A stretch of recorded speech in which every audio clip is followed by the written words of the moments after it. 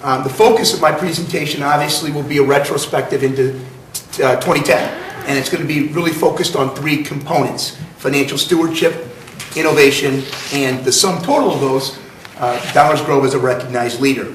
And the bulk of my conversations and discussions here will be the financial stewardship component. As most observers and folks that have paid attention know, the village continues to engage in long-range financial planning. That plan was initiated back in 2008 due to the rapidly decreasing and worsening financial condition that occurred in late 2008. Our process was a data-driven financial analysis, and what we learned at that time was that we had a structural gap, not just a compounded problem given the conditions of the economy, but a identifiable structural gap that demonstrated that expenses were exceeding our revenues, and that we had a $4.5 million structural gap at that time that was projected to grow to $6 million by 2012. Therefore, we put into place the long-range financial plan, which was a 3-year plan to address the expense reductions first, and then look at potential revenue enhancements and the minimal use of reserves. We have implemented and continue to implement the long-range financial plan, and it has positioned your village in a very good position. The 2011 budget, as many know, contains a balanced general fund. We do not anticipate using reserves in 2011. There will be no service level changes from 2010, and we will continue to make necessary infrastructure investments. As I emphasized earlier, the key component of the long-range financial plan, the first point of introspection and debate, was expense reductions. Since 2009, your village has cut $8 million in expenses. Most of those cuts were gleaned and generated from efficiency gains, doing the same or more with less. But there were service cuts, and there were some reductions in people and some reduction of services and departments. In the last 3 years, we have reduced village workforce by 45 positions, which is a 13% reduction.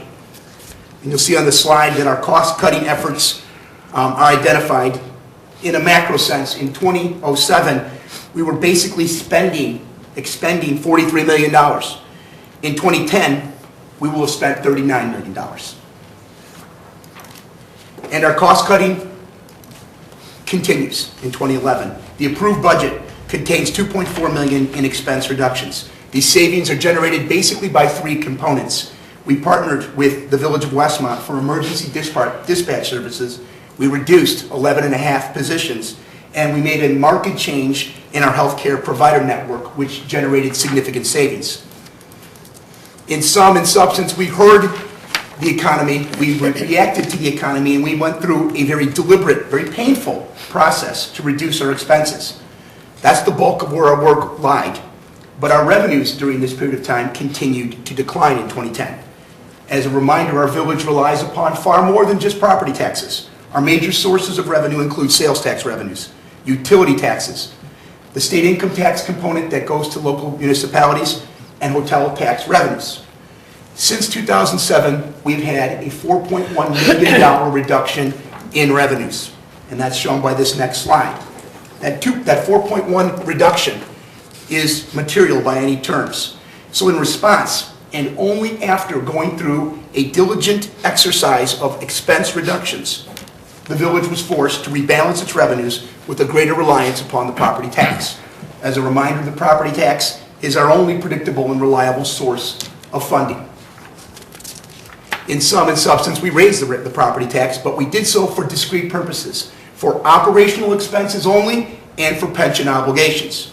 And I'll remind you, as I have in the past, when you get your property tax bill, it's comprised of many taxing units, and at the bottom line is where we all naturally go to look. It kind of aggravates us. Remember, your village government is about 10% of the total tax bill you see in your tax bill.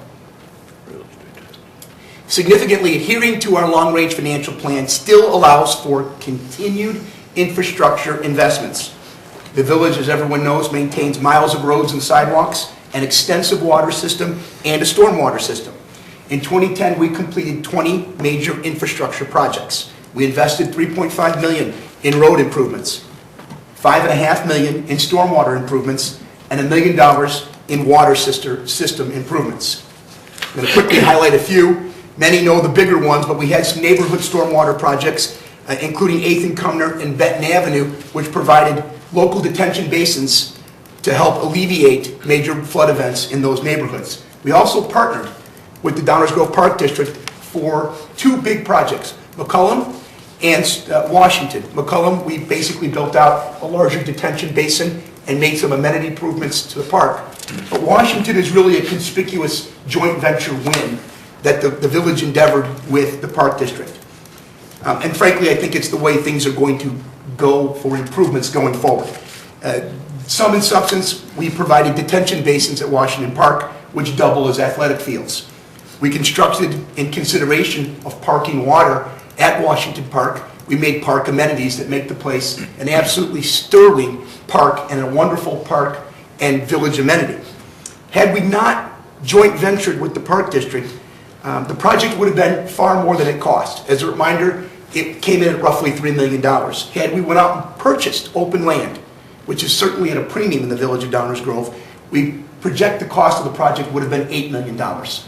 So we basically saved almost $5 million by partnering with the Park District for that public improvement that inures not only to those in proximity for stormwater improvements, but really to the entire village, because a wonderful park is the sum product. And proof of this project's success is evidenced by the design and engineering awards the village received. We received the Outstanding Civil Engineering Achievement Award from the American Society of Civil Engineers and the Crown Communities Award by American City and County, which recognizes cooperation, creativity, and leadership in municipal government projects.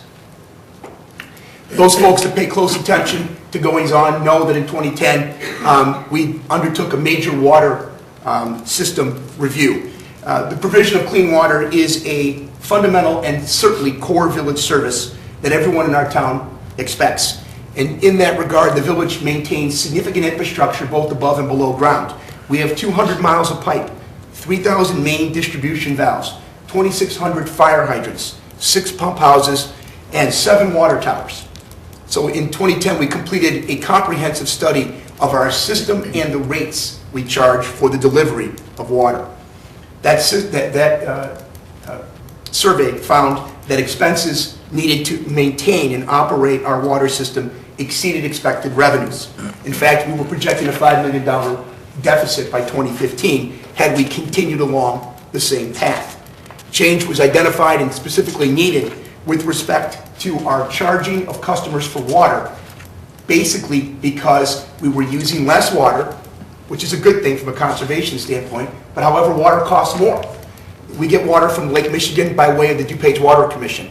The expenses for the DuPage Water Commission rose because the city of Chicago raised their water expenses. We also need to maintain and upkeep our infrastructure, which is aging and frankly in need of upkeep.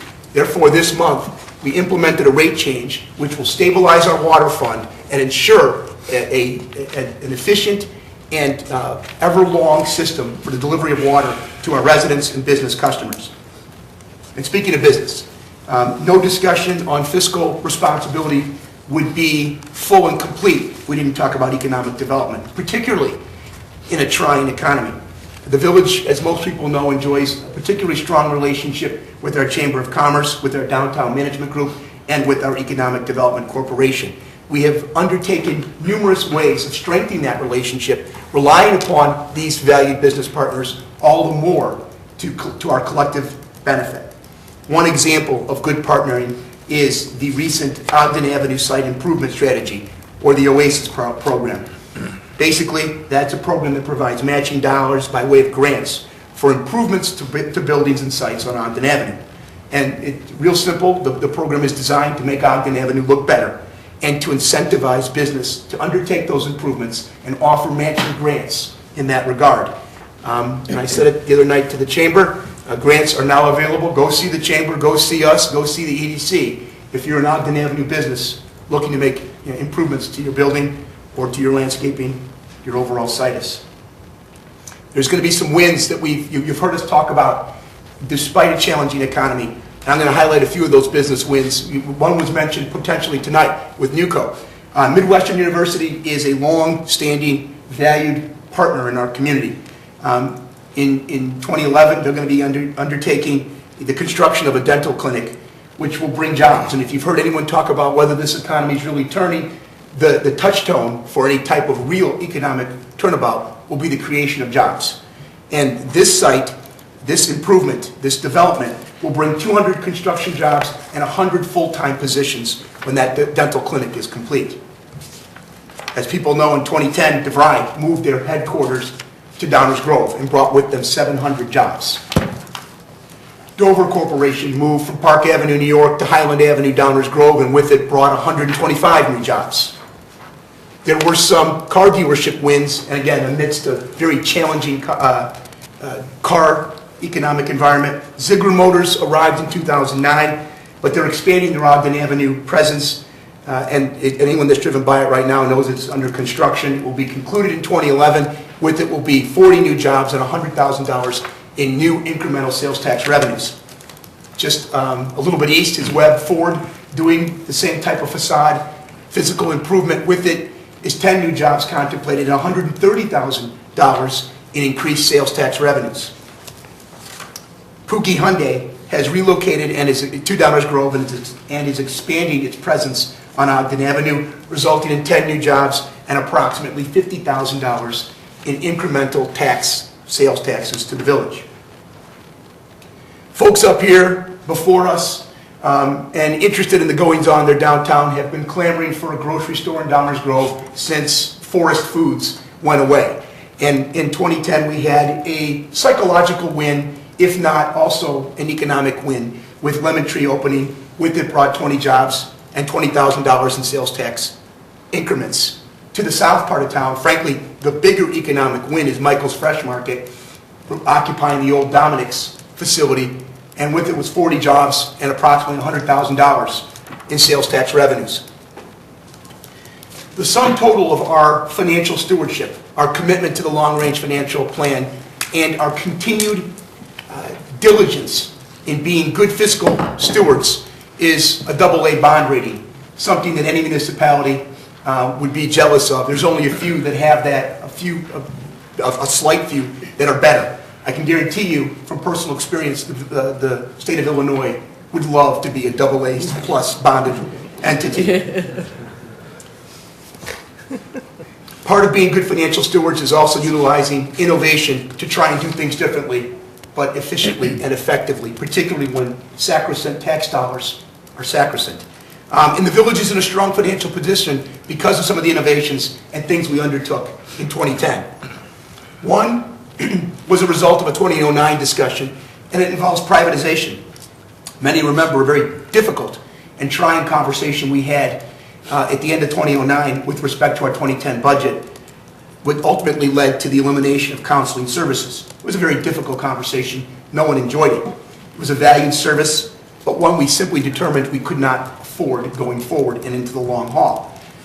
The good news is there was a privatization opportunity that sprang from our decision, because shortly after we decided to cut that program, Associates in Family Care filled the void, and in exchange for below-market leasing of the building where the services used to be undertaken by village employees, Associates in Family Care agreed to provide the very same services to the very same customers in the very same place by the same counselors.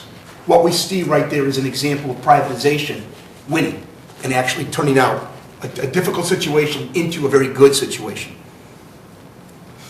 I mentioned earlier consolidation of services is, I think, one person is the way things are going to go going forward for municipal improvements. We did a service consolidation just a few months ago that I think is a footprint for better communications, better services, and regionalizing certain services with our neighboring villages.